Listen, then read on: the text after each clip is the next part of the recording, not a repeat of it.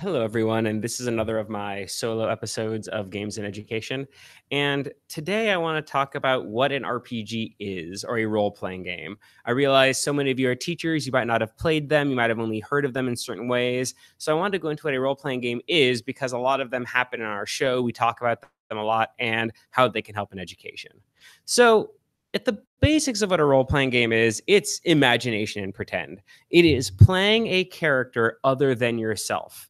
And this can be done as simple as a game of I pretend to be this to very complicated with lots of rules. And there are multiple systems, multiple rules, and multiple modes of how to play a role playing game. You'll hear a lot about them. And though so far we've been talking a lot about the imagination games, the games of role playing at the table, but there are so many more types. And I wanted to make sure everybody knows that.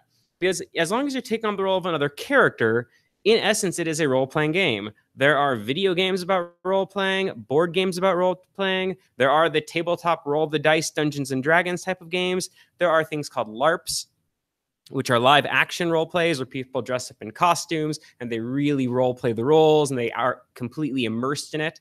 All of these are role playing games. And it really doesn't matter which one you're playing or not. All it means is that we are playing other people with a purpose. And at that point, we ask, why are we using these RPGs and learning? Why do we want to do this? Well, the most important part is the immersion. It transports people to worlds and ideas. So, if we're learning about history, we could have a teacher tell us repeatedly about history or learn dates and facts, or even ask questions and interrogate things about history of why did it happen this way. But when you are role playing, you are part of the history. You are part of that area. Much like a novel, if you were in literature, you would be part of the novel, part of the book itself. Maybe your own character. Maybe you are a character from it. And this helps us a lot understand it better because we are part of it. We feel it. We act it. Our brain has to think like it, not just about it. It takes us that one step closer. So that immersion is really great for learning. And if you look at the different types of role playing games, each type has these. So we could do it as easily with a board game. If you want to find some great board games, I'd recommend grab any choose your own adventure book. Those books are role playing games in essence. You're making decisions for a character. You have bad ends, good ends. That's the basics of role playing. And there's a lot of games that do this. One I recommend is Tales of Arabian Nights. You play characters in the world of Arabian Nights, Aladdin, Scheherazade, and you go on adventures and you choose things that might happen to you and you read a book and other things happen and new paths come no matter what. You're a character. And almost any role-playing game, when you are a character, you are role-playing. Pandemic is a great game. You are playing as scientists and doctors and members of the CDC trying to cure a disease.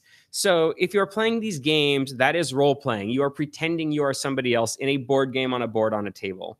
Video games are chock full of role-playing games now where you pretend to be characters. Some great examples for history classes or language arts classes I recommend, things like Assassin's Creed. You might think it's a game about being an assassin killing everybody, but they have a game that takes place during the French Revolution, and they have a game that takes place during the American Revolution. They encounter you have to interact with people in that time. You see it out there. You are playing a character inside these parts of history. And it's great to play a video game like that because you are suddenly now immersed in the history of it. You understand it. Same thing for novels, in fact. There is a Lord of the Rings ARP role-playing game or World of Warcraft role-playing game. These games, you are playing knights and wizards and all these people, and you are immersed in that world. But even if you didn't like knights or wizard, there are many video games that just immerse you in the game. Everything from being able to choose your own avatar in a video game to which is the little character sprite you are. As long as you can choose who you are in that game, you feel more connected to it. Minecraft even has role-playing game elements. They have a Minecraft story mode. But even in Minecraft, you could build your own role-playing games because you choose how your character looks. You design your own house. You design your own world. If you've ever played maybe The Sims itself is a role-playing game about playing yourself. So really great games are out there. Another one I want to talk about, I don't want to forget, is God of War. This new God of War is a great telling of mythology. Yes, you are this Kratos who is killing a lot of people, but you are also the God of War, and you were originally Ares, or you fight Ares. So you fight Greek gods, you fight the pantheon of them. You can encounter Greek monsters. You also, in the new one, fight monsters from Norse mythology. So you are learning about it because you're playing as that character from it. You can't help but be inside that world. Then after that, there are the very typical role-playing games, the tabletop games. Those are things like Dungeons and Dragons, or the games I've talked about, like Microscope with its scenes, or games like Downfall, which I'm going to have the host on, or many others. These are the pretend games. You are pretending to be them, typically around a table with friends. But even if you're just pretending to be with people outside on the playground for younger students, that is a role-playing game in the, I guess, general sense of the tabletop role-playing game. The same thing in your classroom. If you've ever done a lesson where you are pretending the students are part of the Civil War, or you are pretending students are characters in the novel, that itself is a role-playing game.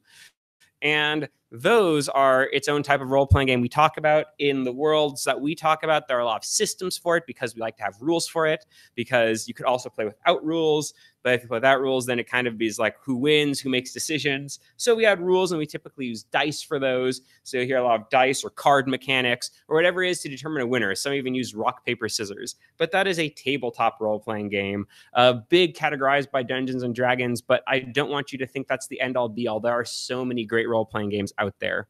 Then finally, one you'll hear a lot of also is called a LARP, a live action role playing game. And that is when everybody is dressed in their characters. They are their characters. Maybe they're in a setting that has those characters. They're in a forest. They are in a nice restaurant. They are different places where they are immersed fully in this game system. And a live action role play is a great way to get students involved in education. Maybe you're pretending they're in the 1920s and everybody's dressed up in costume. Suddenly, by dressing up in costume, you feel the setting more. You understand it better because you're part of it. You maybe talk differently because you're talking like these characters. When you are in a live action role play, every action is as this character. You don't pull out of your character and back to your normal self. And that is one of the best type of role-playing game experiences. And maybe you've done it with your class or you haven't, but you'll be hearing us talk a lot about live action role play because it is one of the best immersive experiences. There are even schools that teach this way. There is a school that did I'm trying to remember where exactly, but they did a whole lesson of, instead of just normal science and math, they did CSI math and science. The students were CSI agents and they were investigating a crime. And in order to understand how a body was, how a person was murdered, they had to analyze acids and bases and do DNA tests. So that's live action role play. They are actually physically being the character, talking as them all the time. And it's another great of these versions of role playing games. And the reasons we want these is if we look at the 4 C's of collaboration, communication, critical thinking, and creativity, it pretty much embodies all of them by being in this scene. So critical thinking, very easily, you are someone else when you're in a role-playing game. You have to think like them, act like them. In many role-playing games, well, Mindy's mentioned a podcast later, you'll hear Mass Effect, even in the video games, you have to make choices of what the characters say. And by making choices, you have to think, what repercussions will those choices have? In tabletop games and LARPs, and even board games, when you're thinking as these characters, you have to think, what will my decisions, what will happen because of them? How will people react to it? And that's what makes role-playing so great, because you really need to think like this person to do it. Instead of like a kind of, as we say, the shoot 'em up video game way, or the hack and slash way where you're just whacking things.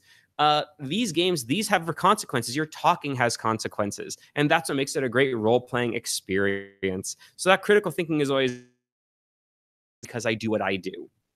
Then there's collaboration and communication. And in almost all the type of games, minus a little less in the video games because those are more being one person, but in these board games, the tabletop games, the live action role play games, all these type of role-playing games, you are collaborating and communicating with others. You're not doing it just by yourself. You are working with others to tell the story. In fact, you hear a lot as we talk about story games, what is most important is that you tell a good story. And the way you tell a good group story is everybody has to work together to agree what they want out of a story.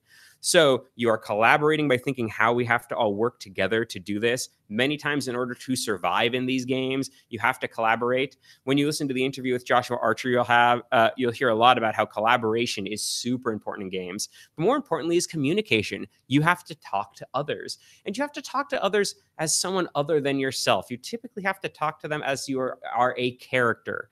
And this is great because it allows us to explore more aspects of ourselves this way. If we have to act angry, we get to actually use those emotions and see what it is to act angry. Or we can communicate other ways. Maybe we have to try to get somebody to answer questions or ask things or talk a certain way. Or maybe I need to get some help and assistance with something. I have to communicate that to them in some way that they are willing to help and understand it. A lot of these games is teamwork, and teamwork is all about communication.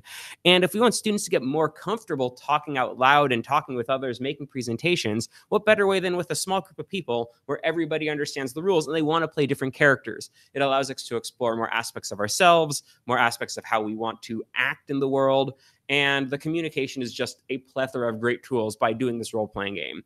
It is a great tool to work together with others. Finally, we have creativity.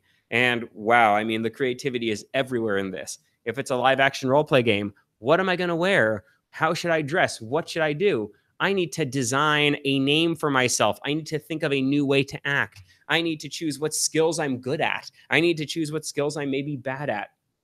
That's all creativity right there.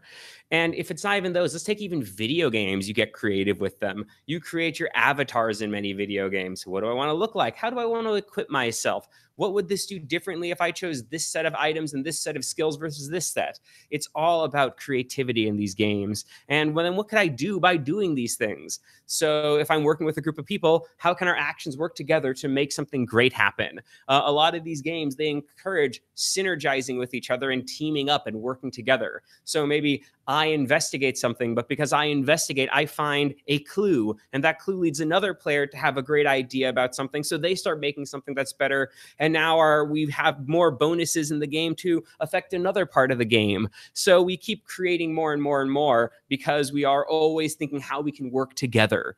And that is the creative aspect. So it really encompasses all 4 C's and helps us get engaged in the learning.